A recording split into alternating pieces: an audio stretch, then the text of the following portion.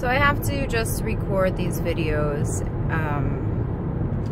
in little thinger-bobbers, because if I try and upload it all at once, it's just never gonna happen, because sometimes I have to look at other things on my phone and then the video stops. That's why it took me so long to put out my Why I Don't Believe Raw is the Only Way video, because I had to keep using my phone for other things, and it would stop the video, which is really stupid because I pressed pause ahead of time, but whatever. YouTube doesn't let you pause the video and continue it. I mean, it does, but you know, as long as you don't exit the app, I believe. I might be wrong. Let's find out. Hey, cool, it worked. So anyway, that's what I should have done this morning, but I wanted to make a little Instagram video also. So now that I talked about nothing, what other nothing can I talk about? So if you're wondering what's been going on with me and why I'm so busy, there are a couple of things, but one that I want to mention is that I'm getting my real estate license, and an opportunity came up, a really amazing opportunity that other people involved in it have quit. In a quarter mile, turn right onto Moody Road. Full-time, 40-hour-a-week secure jobs, and it's just a really amazing opportunity, and I would be a fool to turn it down. So I've take the second right onto Moody Road. With people on that, and also getting my real estate license in the process. So I've been in class for about 9 hours. Continue on Moody Road for half a mile. For the last week. Then today is my last day of class. I have to take a test, and then I have to pass the state test next week on Tuesday. In a quarter mile, turn left. So that's that. So that's what I've been doing. That's why I've been so busy. That's why I haven't been focusing so much on food pics and stuff. You know, I just am bringing a ton of fruit to class, and then I go home. Turn left onto Hancock Bridge Parkway. And I'm really exhausted by the end of the day, because nothing like sitting to and listening to a man talk about real estate for 9 hours, and this particular man contradicts himself quite often and contradicts the textbook, and when you ask questions, like makes up a story that he thinks is answering your question, but it actually doesn't answer the question at all. So why is my watch vibrating? It wants me to tell it to look at how I slept. That's funny. I didn't sleep. Anyhow, so that's what I've been doing. The sky is really pretty today, but it is also laced with trails. But the clouds that are, you know, created by nature are very beautiful. So that's what I've been doing, and it's really exciting stuff. I feel a lot of resistance to it, because even though I enjoy it, and I think I'll... In a quarter mile, use the right 2 lanes to turn right onto North Cleveland Avenue. It feels a little out of line with my truth, and ooh, I gotta go fast so I don't miss this light. And I just feel resistance to the whole 9... Use the right 2 lanes to turn right onto North Cleveland Avenue. Office thing, paperwork, you know, and there's a lot of that in real estate. However... Continue on North Cleveland Avenue for 1.5 miles. There's also a lot of fun involved. I'm really liking the people that I'm working with. We have a ton of fun. And the project that we're going to be working on is going to involve a ton of money.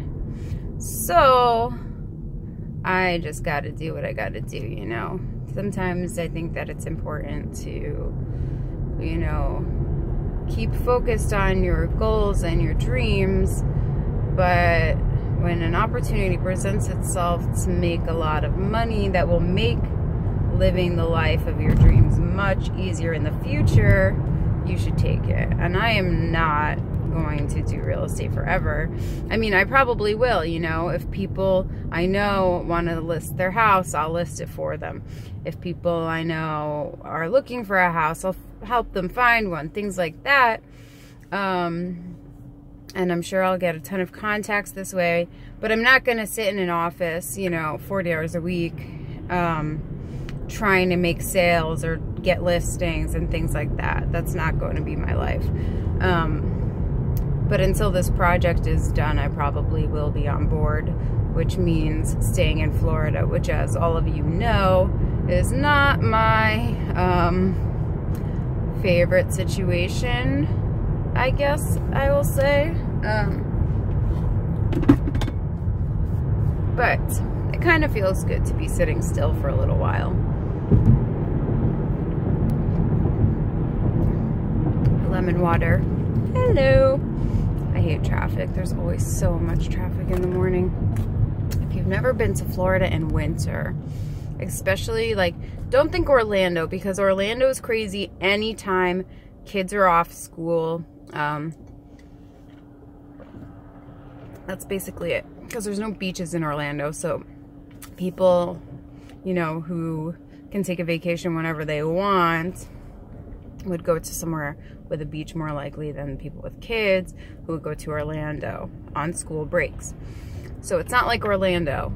I live on the west coast of Florida, and in wintertime, basically from Thanksgiving till Easter, the traffic is horrific, and it gets the very, very worst. I want to say like February tends to be the worst, because I think that's when people just cannot take winter up north anymore, and they're like, oh, it's pretty, after Christmas. And continue on Cleveland Avenue for half a mile. By February, they're like, fuck this shit, and they leave. This water is so good today for some reason. I've been making sure to get in 32 ounces of water before any food every morning, and it feels really good to be so hydrated. Yesterday that didn't happen. I made juice in the morning, and then I totally forgot my water to bring with me, which obviously juice is hydrating, but it was like green juice, it wasn't fruit juice. And then I did a crazy hour-long body pump class at the gym, and I just did not feel like I was hydrated enough or had the fuel that I needed. It was much more intense than I expected that workout to be, but it also reminded me that my ass needs to get in better shape. So anyhow, so starting February, and then it gets the worst, is like the end. In a quarter mile, continue straight onto US 41 South Cleveland Avenue. College spring breaks start. I wish wasn't in this lane. So then you have the combination of old people that come down here for winter, where they're called snowbirds, that can't drive, combined with, and I hate saying that because my Uncle Phil is a snowbird, and he's also like my favorite person on the planet. I don't think he will ever watch this video, but if he does, Uncle Phil, I love you so much. You are the epitome of a slow-ass driving snowbird, and I love you more than anything. So, that being said, why am I in this lane? So spring break time is horrific, because then you have all these like college kids that are drunk, clogging the roads. Like, you can't really win. So anyway, it's chaotic. It takes me 45 minutes to get to this class. Continue straight onto US 41 South Cleveland Avenue. Miles away. That's bullshit right there. Combined with the school bus traffic in the morning, man, like, this shit is ridiculous. Continue on US 41 South for 7 miles. In the fucking morning. It's not like they work. There shouldn't be more traffic this time of day because of snowbirds. why are they going anywhere at 8 in the morning? That makes no sense. I never even thought of that. It makes sense for people going to work to be on the road right now and people going to school to be on the road right now, but not snowbirds. But there is more traffic in winter at this time of day. So that's weird. Also right before and right after the holidays is insane here. It's so stupid. I don't go anywhere because all the manic shopping people, it's just awful. And then like after, it's like, woo, I got gift cards and money, and people are just clogging the restaurants and everything. That's what I get for always living in vacation destinations, you know, but what are you gonna do? So now that we've ranted about traffic in Florida, what else can I rant about? Don't be ashamed to be driven by money. And the reason you shouldn't be ashamed to be driven by money is because money can fuel your dreams. So like for me, I want to have enough money that when I finally am living in the place that I want to live forever, which I don't know if that place exists, but we'll find out after Europe and Costa Rica. But anyway, I want to be able to get settled for a while and have money. I want to be able to have money so when I have kids, I'm not working, you know, at least in the beginning, so I can really just put all of my time and effort into being a mother. And, you know, I'll still keep up with coaching and maybe make YouTube videos about parenting and things like that. But I want to just be comfortable so my priorities at whatever given time can be what I want them to be and not be sitting at a job that I don't like. So what I'm saying is, right now, when you're not busy living your dream, be busy making money so you can live your dream. Find opportunities to make money and take them. They are everywhere. And the only reason people don't take those opportunities is because of fear of failing. And that will not get you anywhere.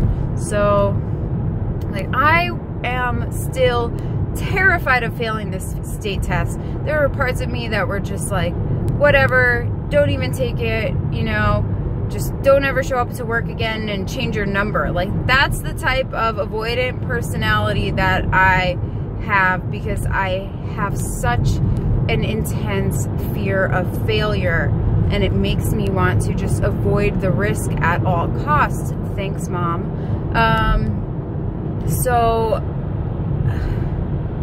But that will just limit your entire life. Anytime you hesitate and don't say what you're thinking or do what you're feeling or take a chance because of fear, you just limit your life so intensely. And it's a real shame because you're capable of so much, and the only thing that stops you is fear. And that can just really, when I say saying what you're thinking, fear can mean the difference between having the best night of your life with the person you love or sleeping in separate bedrooms. Fear can mean the difference between meeting the person you're going to marry because you thought in your head all of these things to say to them and then you said nothing. You know, I'm talking about like if you just meet somebody or don't even meet them, you just see somebody and you want to say hi and instead you sit there and say nothing. It can be asking for a raise. I sat at a job for, I want to say 9 months, and after like 2 weeks, I got this joke 50 cents an hour raise, and it was like the boss man's way of saying, hey, keep doing good work, and I'm gonna make you feel like I give a shit about you. And I sat at this office and I planned to ask for a raise like every single day for 2 months. And then what actually happened when I never did ask for a raise, and maybe asking for a raise will demand you are valued, They told me they wanted to train me for a different position that I would potentially make more money at. And when I asked if I could think about it, they told me, sure, I could think about it, but they already had someone to replace me at my current position. So it was basically accept this new job I never asked for, or don't have a job. So I accepted the job I never asked for, and they failed to train me at it well, and I was completely miserable. And eventually I gave up. So what was the point of that? Oh, I never asked for a raise. And maybe if I had asked for a raise, they would value me a little bit more. So you just have to stop letting fear prevent you from getting what you want and asking for what you want. Asking for what you want is so important, and I'm really bad at it. I'm so afraid of, I don't even know. The worst that can happen is people say no. That's not failure. It's not even rejection. It's just you want something and someone else's needs or wants don't match up with it. And that's okay. It's almost like if you are afraid of asking for things, you're probably also afraid of saying no. So that basically is a guaranteed way to never get you what you want. You can't say no to things that you don't want to do because you're putting another person's needs before yours. You can't ask for things you want because you're afraid of putting your needs before another person's. It'd be the same. And then you can also be afraid of saying yes, which for me is less common. But you can, you know, then you say yes to things you don't actually want, which is fear of saying no. So it can really just get you in this bind of never actually doing anything that you want to do and always just trying to please everybody else. And that is very toxic. I was going to give an example, but that's for another video. So maybe what you need to do, or what anyone who is that way needs to do, is come up with some guidelines and priorities of things you want and things you won't budge on. And this guy is like drifting into my lane.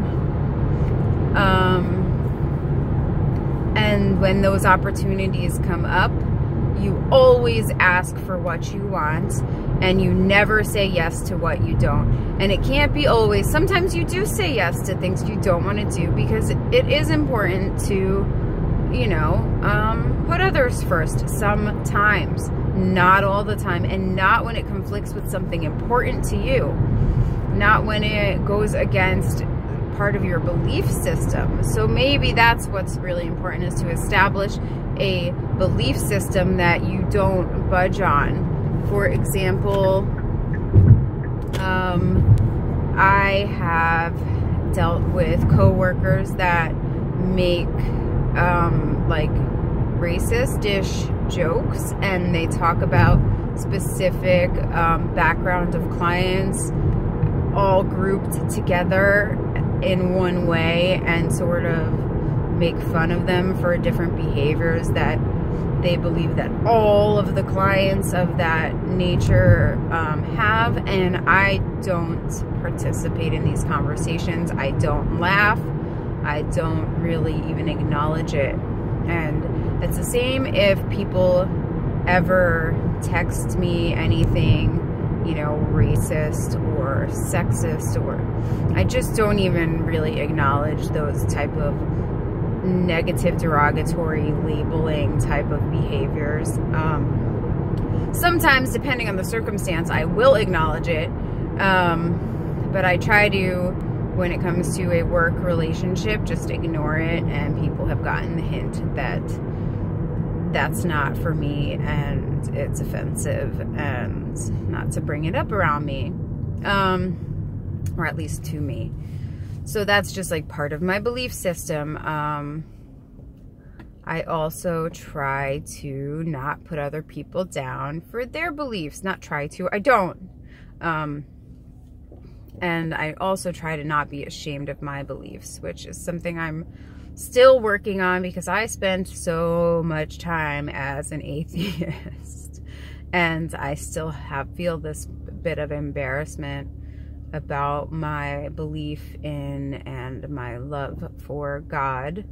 And I feel the need to defend that belief because my view of God is not the stereotypical view of the man in the sky controlling and punishing.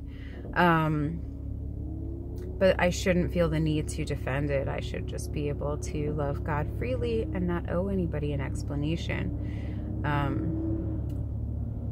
And thank God freely and pray in broad daylight, which I've been doing a lot of lately. My best friend just had a baby, and I just sat there and prayed and prayed and prayed for her to not be in pain and to be safe and healthy. And that's who I am, and I have to stop fighting it. I have to make sure I'm going the right way, so I'm gonna go. Thanks for watching.